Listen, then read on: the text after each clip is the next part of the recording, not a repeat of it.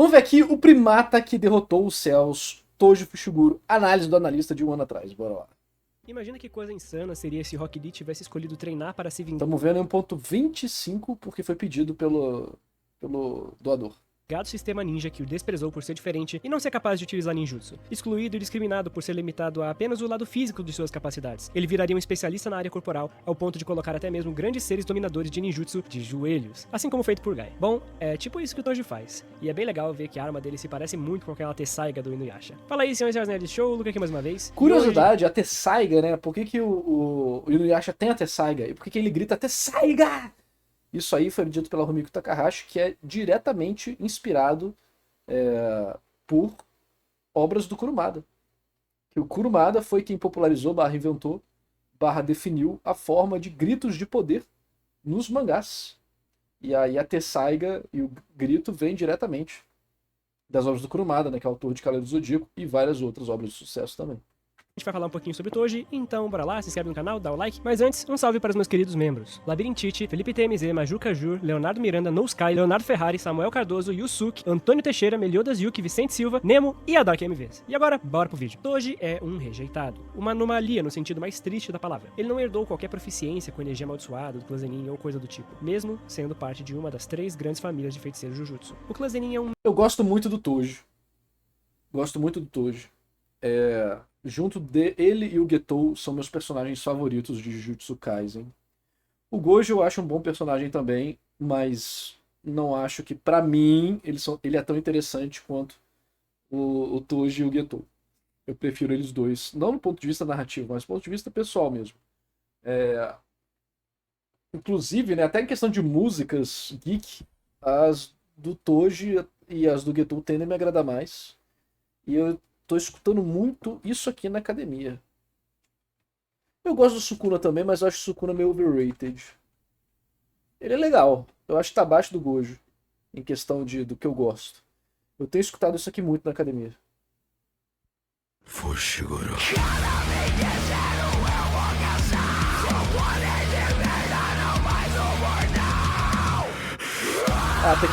Tem que botar a legenda em aramaico. Pera aí, desculpa.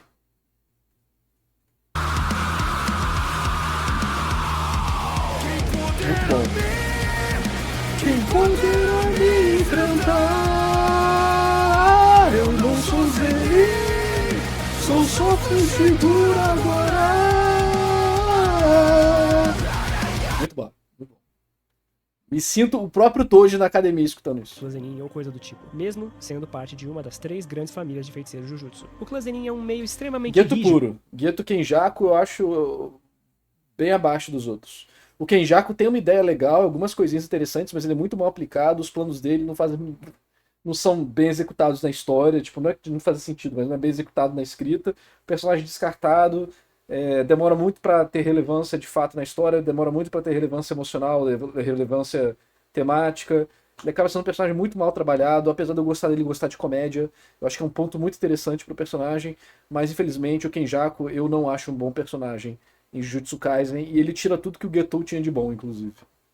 Perante o poder dos níveis de energias e técnicas amaldiçoadas, facilmente rejeitando integrantes sem talento ou abominações como Toji. Mas em compensação, por ter nascido sem energia amaldiçoada, ele acabou herdando um físico inversamente proporcional a toda uma vida de feiticeiro Jujutsu. Naturalmente, é de se esperar que o Toji fosse treinar ainda mais para provar seu valor e se tornar independente do seu clã, obtendo sua própria dignidade e orgulho. E dentro desse contexto, nós temos alguns paralelos que podemos levantar. O primeiro seria com o próprio Satoru Gojo. Você gosta do Barrito?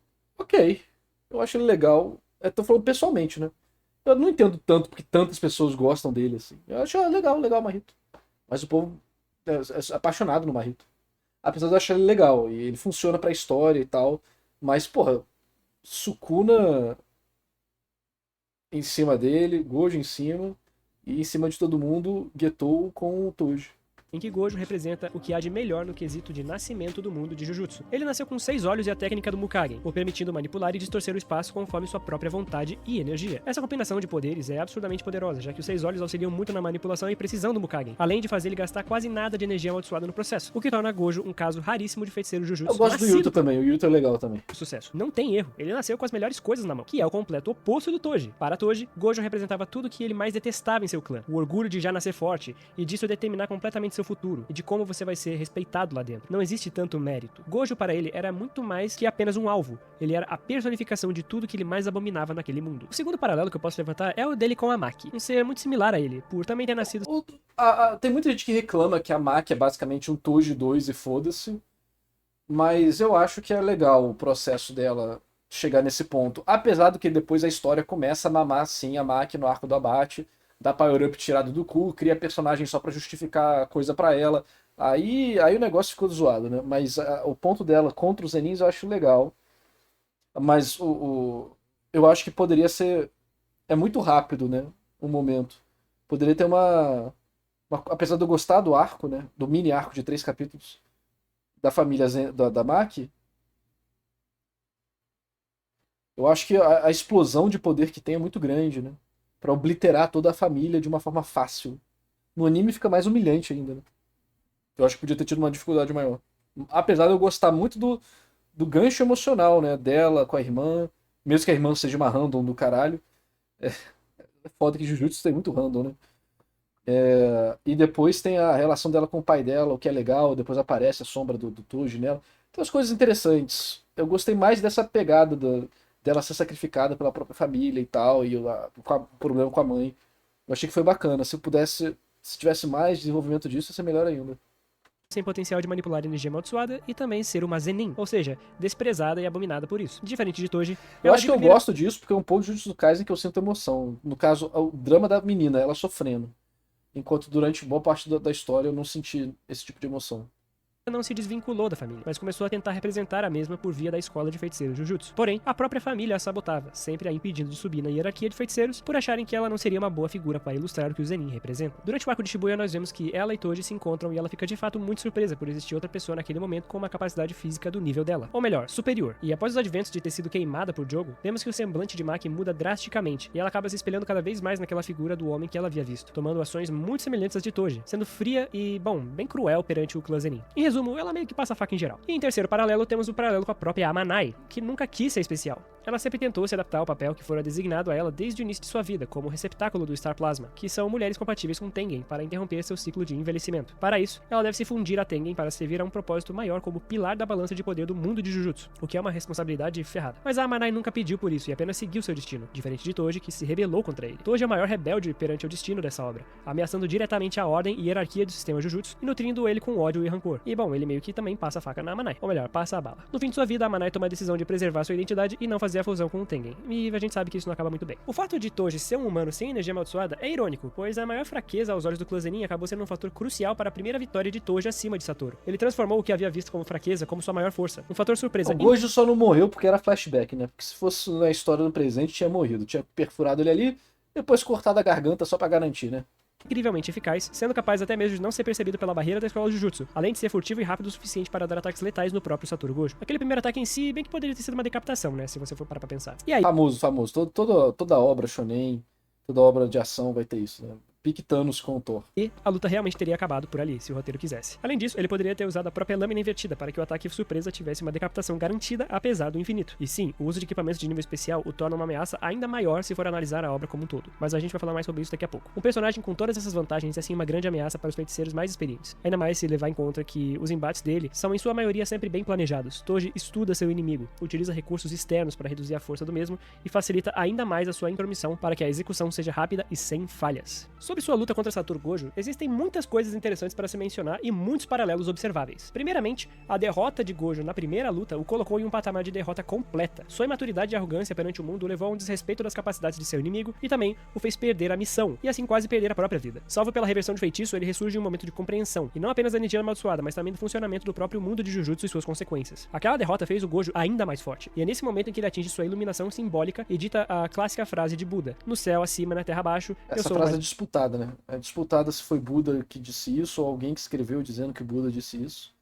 Porque e aí tem gente que diz que essa frase é arrogante, tem gente que diz que não, é isso aí mesmo. Então é disputado mas é uma frase famosa que é usada em alguns lugares. Inclusive, sabe, hoje eu estou das referências, né? Inclusive, sabe um personagem que diz isso? A gente não sabe que ele disse isso porque na tradução veio diferente. Chakra de Virgem, de Cavaleiros do Zodíaco. honrado. No budismo, essa é uma frase que contém também um complemento, que seria "e assim irei dissipar o sofrimento que envolve o mundo". Eu vou explicar mais sobre essa relação de Satoru Gojo e o budismo em um vídeo próprio dele, tá? Além de toda a simbologia das flores de lótus e tudo mais. Mas em meio a toda essa alegoria, o papel simbólico de Toji seria muito aproximado ao de Son Wukong e a jornada para o oeste, onde Son Wukong viaja para aprender sobre a A imortalidade. gente já tem alguns reacts de vídeo do Toji aqui no canal secundário, do Aizen, e também temos vídeo do Toji no meu canal, se eu não me engano. Imortal. Tem. É simbolismo geral. Aqui, ó. Eu falo dele. O brabo voltou.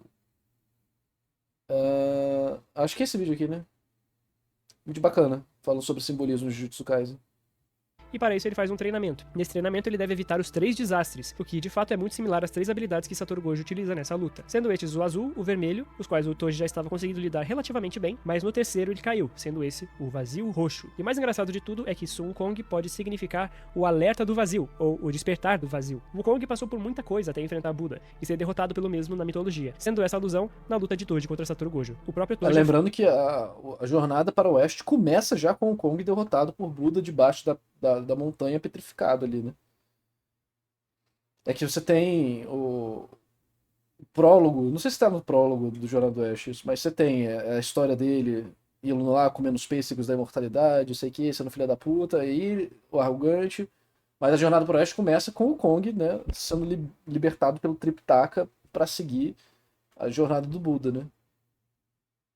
afirma que se desvirtuou de sua essência, e por esse egoísmo ele encontrou a derrota. Já a sua batalha contra Suguru Geto pode representar um dos obstáculos que surgiram no caminho de Sun Wukong antes de enfrentar Buda diretamente, já que durante sua ascensão até o título de sábio imortal, ele enfrentou vários oponentes divinos. Acredito que Suguru entre nessa analogia, já que ele é literalmente um purificador de energia amaldiçoada, e também tem muitas simbologias envolvendo ele, a sabedoria e a iluminação, mas um tipo diferente de iluminação, que eu também vou falar em um vídeo sobre o próprio Suguru Geto. Dentro do anime, todo esse impacto da luta, a literalmente humilhação que o Geto passou, serviu para criar a mentalidade eugenista de Geto, ao fazê-lo entender que feiticeiros precisariam prevalecer para que os humanos parassem de criar maldições. Ou seja, ele começa todo um movimento em prol da supremacia de uma casta contra as demais, e uma parte importante de toda essa mentalidade veio graças ao impacto e frustrações causados por sua derrota perante Toji Zenin, aquele que se autoproclamava um primata entre os feiticeiros Jujutsu. Também ressaltando um pouquinho a simbologia de Son Wukong, né, que é literalmente um macaco. Um detalhe muito interessante dessa luta é que Toji deixou sua bênção para Gojo, e sua maldição para Geto. O nome de Megumi, seu filho, significa exatamente isso, bênção, e ele acaba ficando sob os cuidados de Satoru Gojo. Enquanto isso, a maldição que Toji carregava e usava para armazenar suas armas de energia espiritual, acabou ficando aos cuidados de Suguru, que a absorveu naquele mesmo momento.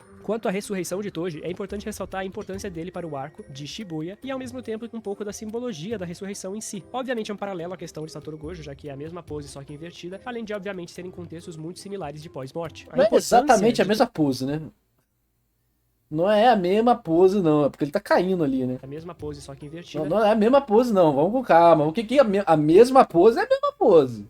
Aqui não é a mesma pose. Você pode dizer que é uma composição parecida. Aí, beleza. Além de, obviamente, serem contextos muito similares de pós-morte. A importância de Toji para o roteiro naquele momento foi de dar ainda mais destaque para um personagem que ainda tinha muito a oferecer. Ao mesmo tempo que também melhoraria o ritmo do arco de Shibuya. E também criaria uma resolução razoável para a derrota de Dagon. E isso também está diretamente interligado a toda a mitologia de Son Wukong, mais uma vez, já que após Buda ter selado Son Wukong, ele fora convocado após sua penitência para ser o protetor de um monge. No entanto, mitologicamente falando, Wukong é totalmente controlado durante sua missão. Já Toji, quando foi convocado, conseguiu quebrar o controle daqueles que o invocaram e assumiu novamente sua essência rebelde, indo contra tudo e todos que achava que poderia combater. Ele passa a faca em geral, quase mata o próprio filho, mas vale a pena ressaltar também que ele teve uma ótima conclusão com Megumi, uma conclusão que era essencial para dar um fim digno ao personagem. E bom, acho que eu nem preciso dizer que ele fez sushi do Dagon, né, mas enfim. Por fim, eu gostaria de ressaltar algumas coisas sobre a própria essência do Toji. A primeira delas sendo a importância dele para toda a questão do destino dentro da obra. Existem 3 conceitos que são complementares e estão interligados em Jujutsu. Estes são o Tengen, a estrela de plasma, e os 6 olhos. Esses 3 conceitos tecnicamente não deveriam ser mutáveis pelas regras daquela realidade. Mesmo que o Sukuna vencesse e que toda a hierarquia do mundo fosse virada de cabeça para baixo, a ordem da ressurreição e esses conceitos continuariam a existir. Iriam continuar renascendo e renascendo conforme o tempo passa. Porém, o papel de Toji na obra é exatamente esse, desafiar a realidade e a hierarquia divina, assim como Son Wukong fez, que foi de um mero macaco para um ser que era capaz de aniquilar entidades, indo atrás de equipamentos poderosos para matar quase deuses. Obviamente que não foi apenas por por ele ser Toji que ele foi capaz de quebrar as correntes e amarras do destino. A lâmina invertida, que foi uma arma que ele procurou, e outras armas amaldiçoadas também, tem essa propriedade que auxiliam nesse propósito. Derrotar a energia amaldiçoada, cortar vínculos divinos, reestruturar e recodificar técnicas. Esse é um propósito que não poderia ser quebrado nem pelos mais poderosos da obra, tecnicamente, mas sim por hacks específicos. Por isso a rebeldia desse personagem é algo muito intrigante e que atribui muito significado a ele e peso à trama, tornando sua escrita bem fundamentada e com bases sólidas. E Jujutsu tem dessas. Por mais que eu, Luca, não seja fã, eu reconheço que esses detalhes são sim muito bem feitos e devem ser ressaltados e aclamados. E O Luca não é fã de Jujutsu não, tá fazendo vídeo até daquele random Durga, sei lá, nem existe personagem, ele tá inventando um personagem pra fazer vídeo de Jujutsu, porra. Tá dando grana, né, safada? Por isso. Tô entendendo. Por isso, porque tá dando grana, rapaziada. Foda, o youtuber se vende mesmo. quanto a Toji, calma que tem um recado muito importante antes de eu encerrar o vídeo. Eu queria agradecer a todo mundo aqui por estar acompanhando o canal, por estar vendo as lives, por estar vendo as tier lists, as batalhas versus que eu ando fazendo de Bleach. Eu também ando aparecendo em outros canais grandes, como o Bleach Brasil. Futuramente eu posso aparecer em outros, falando de outros personagens. Isso tudo tem sido maravilhoso, gente. Sério, muito obrigado de verdade. Eu queria agradecer a cada um de vocês, a cada membro, a cada inscrito. Muito obrigado, independentemente de cada um. Toda essa jornada tem sido incrível e eu só tenho a agradecer por aqui. E por isso também eu fiz um vídeo um pouco curto, mas que eu acho que muita gente gostaria de ver sobre o Toji. Um pai que vendeu a própria cria para o clã Zenin, não por desgostar do clã ou por ele ser malvado em sua síntese e só se importar com o dinheiro, mas sim porque ele acreditava em Megumi. Toji acreditava que Megumi, diferente dele mesmo, tinha potencial para ser útil para o clã Zenin e não sofrer a discriminação. Ele colocou Megumi naquele mundo só porque ele acreditava que Megumi poderia ser algo que ele mesmo não é, poderia ser algo que ele não foi capaz de ser por nascença, uma decepção que ele não queria que fosse passada para o clã Zenin. E ele fez isso. Já parar pra pensar como que esse personagem aqui é o mais aura e corajoso de Jujutsu Kaisen? O cara chega pros 3 candidatos a chefe do clã Zenin e fala, então, nenhum de vocês vai ser líder do clã Zenin, quem vai ser o Megumi Fushiguro, beleza? E os caras ficam, não, briga com caralho, e fala, mano, é o que tá escrito aqui, e a gente segue o que tá escrito aqui. O cara podia ser decapitado 15 vezes enquanto ele tava lendo o negócio e não foi, continuou lá, mano. Fala dele. O Rando é um advogado mais foda do que todo mundo aí nessa sala. Poderia ser algo que mais pelo Megumi do que pelo próprio clã Zenin, obviamente. Ele despreza a hierarquia do clã Zenin, mas ele acreditava, acima de tudo, em seu próprio filho, que era o Megumi. E sim, eu sei que vocês vão falar que ele vendeu o Megumi por grana e tudo mais, mas a verdade é uma só, galera. Ele realmente gostava do garoto, por mais que ele esqueceu o nome do garoto algumas vezes também, ele gostava do guri. Não é à toa que depois que ele percebeu que o filho dele era filho dele, ele meio que foi de arrasta pra Tá cima. inventando, né, Luca? Tá inventando, cara. Ele tá inventando um monte de coisa, inventou personagem, inventou fatos e feitos. Por Tá vontade foda, própria. mano. É isso aí. O vídeo do Megumi ainda vai ser feito. Aqui, ó, filho da puta, primeiro grau especial esquecido. Vai fazendo um vídeo de personagem random, mano. Ah, tá precisando pagar a faculdade, Luca? Pô, pelo amor de Deus, vai fazer vídeo de coisa boa, vai fazer vídeo do Druve, mano. Você é louco. Tá? Isso foi um cliffhanger. E é isso aí. Se inscreva no canal, deixa joinha, deixa seu comentário. Mas ó, o que eu acho do Toji, né? Como eu falei, eu gosto muito do Toji, eu acho um personagem legal. Eu acho que os detalhes da escrita dele permanecem, no seu geral, detalhes, mas que são legais quando você descobre, né? Tipo, a maldição, a bênção e tal, isso aqui. É legal. Os elementos simbólicos dele, referenciados de mitologia. O Gege já disse que se referenciou muita mitologia mesmo e religião. Ele queria fazer um negócio meio Evangelion, só que ele não queria copiar. Usar o tema cristão. Então ele foi pro tema budista, né? Já que meio que shintoísta também e tal, em Bleach já tem muito. Então essas referências tem muita probabilidade de serem intencionais mesmo. Então eu não disputo isso não. Só que pra mim, o que torna o Toji um personagem especial e bacana não é nada disso. Esses são elementos que, beleza, agregam, deixam mais legal, traz um conhecimento extra, mas o que realmente faz ele ser interessante pra mim, do ponto de vista técnico, é como que ele é bem escrito nas cenas que ele está presente. Como que ele é um personagem divertido de acompanhar, como que ele move a trama, como que ele ajuda outros personagens a se desenvolver, como que ele desafia o status quo, igual o Luca mostrou no vídeo, como que ele tem personalidade forte, como que ele gera situações que precisam de soluções criativas, como que ele bota personagens que estavam sendo usados na história como... O Gojo não é um Deus Ex Machina, mas ele tipo, é o solucionador. Enquanto o Gojo tá lá, nada acontece feijoado. Como que ele bota até personagens assim em uma situação que eles precisam se virar e fazer coisa. Como que ele muda a história pra sempre, matando a menina, impactando os outros personagens. Então, quando o Toji está em tela, ele está impactando muita coisa. O Gojo, é até curioso, né? Como que esse elemento acaba sendo um contraste temático também. O Gojo, por ser muito poderoso, tornou a escrita do Gege com ele sofrível. O Gege estava de saco cheio do Gojo. O Gojo cresceu muito mais do que deveria, e isso tornou a história de Jujutsu Kaisen limitada à presença do Gojo. Então, tudo que acontecia e o Gojo estava solto não significava nada, porque ia ser resolvido. E aí, o que o Gege faz? Sela o Gojo por mais da metade da história, por causa desse problema, e depois, quando ele sai, a gente sabe o que acontece. Por que isso acontece, né? Porque o personagem tirava todo o senso de perigo da obra, basicamente. E aí você tem o Toji, que não tem energia amaldiçoada nenhuma, é, entre aspas, assim, né, considerado fraco pela família Zenin. É o oposto do Buda, né? É o macaco. E quando ele aparece, tudo acontece. O Gojo, ele não pode fazer as coisas acontecerem. Tudo que ele faz são resoluções que você já imaginava do roteiro, estava lá. Não era imprevisível.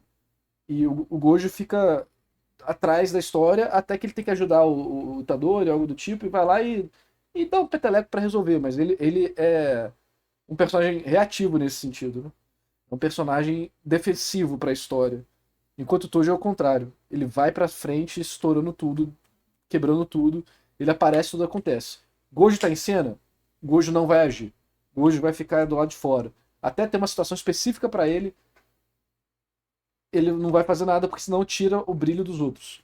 O Tojo é diferente, né? Ele não tem poder nenhum, entre aspas. E quando ele aparece, ele vai fazer de tudo. Então acho que é um paralelo temático inverso dos dois que funciona até na dinâmica da escrita dele. Então por isso que eu acho que o Toji é um personagem bem legal.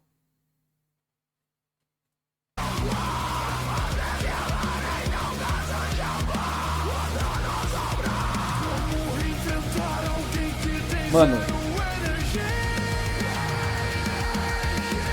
eu farmo muita aura na academia escutando isso, não tem como.